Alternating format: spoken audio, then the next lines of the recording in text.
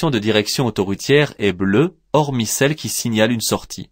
De plus, le cartouche rouge comporte la lettre N pour route nationale.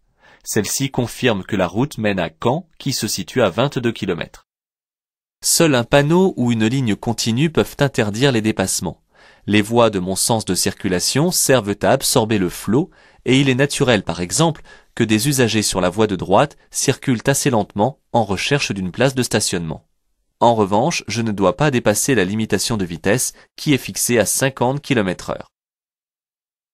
L'autoroute possède l'avantage qu'on régule facilement sa vitesse de croisière sans accélération superflue, alors qu'en suivant un autre itinéraire, j'aurai souvent à m'arrêter et à redémarrer. Il est peu probable qu'en quittant l'autoroute, j'économise du carburant. Ce piéton semble ne pas marcher en un lieu autorisé, mais ce n'est pas une raison pour l'ignorer et ne pas assurer sa sécurité. Je mets le clignotant à gauche et je m'écarte donc. Je dois aussi ralentir car en face de moi, des cyclistes très imprudents circulent à contresens. Ne vous reposez pas sur vos lauriers car en général, on vous demande aussi si cela vous coûte des points au permis de conduire. Il est interdit car dangereux de faire demi-tour ou d'exécuter une marche arrière sur une autoroute, et cela coûte 4 points ainsi qu'une suspension du permis de conduire pendant 3 ans. Ne vous posez pas la question ici de savoir si on se trouve en agglomération ou non. La réponse serait la même. Stationner à droite est possible car l'accotement le permet. Quant à aller stationner à gauche, la ligne continue interdit de passer de l'autre côté. Le passage pour piétons est un endroit matérialisé par de larges bandes blanches visibles de loin. Les usagers doivent s'arrêter pour leur céder le passage lorsqu'ils sont engagés. C'est pourquoi il est important de ralentir suffisamment à l'approche d'un passage pour piétons. Les chaussées sont séparées sur cet axe routier ainsi que me le montre l'environnement, ce qui est confirmé par la ligne de rive continue à gauche. Cependant, la ligne de rive à droite n'est pas celle d'une bande d'arrêt d'urgence qui borde normalement les autoroutes. Je ne circule donc pas sur le réseau autoroutier. Les aires de repos sont distantes d'une dizaine de minutes entre elles, soit une vingtaine de kilomètres. Les stations proposant du carburant sont un peu plus distantes, raison pour laquelle je dois surveiller la jauge et ne pas attendre que le témoin de réserve s'allume avant de faire le plein. Les voies de stockage permettent d'effectuer un changement de direction sans gêner les autres usagers. Il faut les emprunter dès le début afin de ralentir suffisamment avant de tourner. Si un véhicule arrive en sens inverse, je devrais le laisser passer avant de tourner à gauche. Un agent technique me fait signe de ralentir. En effet, plus loin, un véhicule de service accompagne des hommes au travail. Je m'exécute et je prévois déjà le dépassement éventuel du camion arrêté. Ce véhicule chasse-neige doit bénéficier de beaucoup d'égards lorsqu'il est en activité, annoncé par un gyrophare et plus particulièrement un gyrophare bleu. Je lui facilite le passage aux intersections car il doit profiter de son élan. Il est interdit de le dépasser. Enfin, je garde une bonne distance derrière lui car il projette du sel. Lorsque le soleil perce l'hiver en montagne, je trouverai très probablement du verglas le matin, avant que le soleil ne réchauffe la route. Celui-ci se mettra ensuite à ruisseler dans la journée jusqu'à assécher la route. Attention cependant, selon l'altitude et la température ambiante, la couche de verglas ne va pas disparaître pour autant. L'usager sort d'un espace privé ? Bien vu, car en effet je dois chercher dans l'environnement les indices qui vont guider mon comportement. Mais est-ce une raison pour lui bloquer le passage? Il risque d'attendre longtemps si personne ne lui fait signe de passer. Je suis en effet bloqué en circulation par un bouchon. Je vais donc rester où je suis afin de lui permettre de s'insérer dans le trafic. Ici, la signalisation annonce un passage à niveau avec barrière automatique à 150 mètres. Elle annonce également un arrêt d'autobus et un passage pour les piétons. Il n'y a pas de voie sans issue en vue. Nous sommes 2 à nous lancer sur la voie d'insertion. L'usager qui me suit sortira derrière moi. Ici, je peux aisément m'insérer car le véhicule qui circule déjà sur l'autoroute s'est placé sur la voie de gauche afin de faciliter les 2 insertions. Je donne un dernier coup d'œil à gauche avant de changer de voie. Il faut imaginer l'évolution de la situation. Il est interdit de rester à l'arrêt en circulation sur les voies du train. On se doute pourquoi.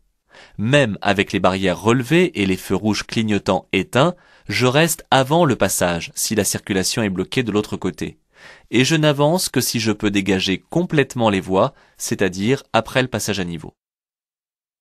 Lors d'un dépassement, il est parfois utile de signaler sa présence par un appel lumineux afin de ne pas surprendre le conducteur du véhicule dépassé. L'usage du klaxon est formellement interdit en agglomération en dehors d'un danger immédiat. Ici, je suis plutôt gêné qu'en danger. Un simple appel de feu devrait suffire puisque cette personne regarde vers l'arrière de l'habitacle. Lors d'un incendie dans un tunnel, je dois absolument me rendre dans un des abris de sécurité spécifiquement adaptés pour résister au feu et aux émanations toxiques. Cet endroit est le seul dans lequel je serai en sécurité. Une fois à l'intérieur, je n'en sors plus tant que les secours ne viennent pas me chercher. En forte pente, il est absolument conseillé de doubler le frein de parc, appelé frein à main, par un autre système d'immobilisation. Les cales en font partie, surtout avec un véhicule lourd comme ici. Je peux aussi passer une vitesse qui empêchera le véhicule d'avancer. Et je tourne un peu les roues vers un obstacle qui arrêtera le véhicule. Les flèches ont un sens. Aucune cependant ne désigne les deux côtés de la rue à la fois. Il y a alors un panneau de chaque côté. Qu'elle soit donc posée à l'horizontale ou à la verticale, elle désigne toujours avant et après le panneau. Cela dépend de l'orientation du panneau. Il ne faut pas confondre les lignes qui se ressemblent. Celle-ci, située au niveau d'une sortie de voie rapide, n'interdit pas le dépassement mais seulement de passer de la voie de gauche vers la sortie. Je peux donc dépasser ce camion. L'espace entre les deux poids lourds est insuffisant pour que je puisse y circuler en toute sécurité. Il faudrait au moins 4 traits de la bande d'arrêt d'urgence entre les deux pour pouvoir me rabattre. Comme les deux voies sont affectées à mon sens de circulation, je reste dans la file de gauche et je me replacerai à droite lorsque toutes les conditions de sécurité seront réunies. Il suffit de compter le nombre des signaux lumineux sur le portique pour connaître le nombre des voies. Il y en a 3, dont une seule réservée à mon sens de circulation. De fait, le dépassement est donc impossible tant que la voie du milieu reste rouge. La ligne de rive ressemble ici à celle qui borde les bandes d'arrêt d'urgence sur les voies rapides.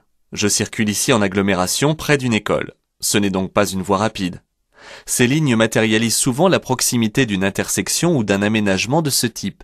Elles n'interdisent pas l'accès à l'accotement afin de stationner. Un panneau à fond brun donne des informations touristiques liées au patrimoine régional ou local. Ici, il s'agit d'un des fleurons culinaires de l'Auvergne. La voie de décélération permet de réduire ma vitesse après avoir changé de voie. Cela évite un ralentissement dangereux sur la route principale. J'entre donc dès le début de la voie et je ne ralentis qu'une fois dedans. Pour conclure qu'une circulation s'établit en files ininterrompues, il faut pour cela que les usagers ne laissent plus entre eux que la distance de sécurité. Ce n'est pas le cas ici, où la voie de gauche est presque totalement libre. Les chaînes à neige doivent obligatoirement être installées sur au moins 2 roues motrices. Par conséquent, sur les véhicules à traction, on les placera autour des roues avant et sur les véhicules à propulsion, comme certains véhicules de sport, autour des roues arrière. Attention, l'usage des chaînes n'est autorisé que sur les routes enneigées. Le conducteur du véhicule rouge a manifesté son intention de tourner à gauche. Il coupe l'axe de la chaussée. Il est tenu de me céder le passage.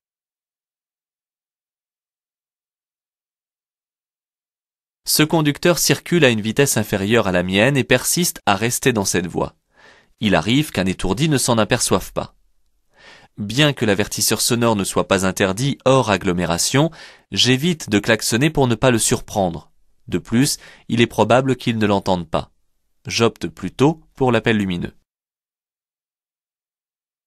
Les routes sont classées en différentes catégories. On les reconnaît par leur couleur. La borne de couleur jaune et la lettre D m'indiquent ici que je circule sur une route départementale. L'alcool rend les gestes imprécis et mal coordonnés. Il réduit le niveau d'attention, de concentration et la résistance à la fatigue. Dès 0,2 g par litre, soit un verre, la perception, le raisonnement et l'action du conducteur commencent à s'altérer. Le champ visuel est rétréci, les distances et les vitesses sont faussées, la sensibilité à l'éblouissement est plus grande, le temps de réaction est allongé. Enfin, l'équilibre et la perception des accélérations sont perturbés. Sur les voies rapides, il n'est pas nécessaire d'exécuter la manœuvre de dépassement dans un temps court, car personne ne vient en face. Contrairement à certaines situations sur une route à double sens de circulation, je préférerais ici accélérer en douceur afin d'économiser le carburant et de moins polluer. En effet, une accélération franche demande de l'énergie et le carburant brûle moins bien. On le remarque par une fumée noire qui sort du pot d'échappement.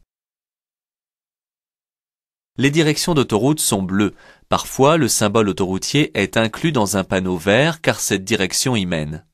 Le jaune est réservé aux travaux, donc aux déviations d'itinéraire.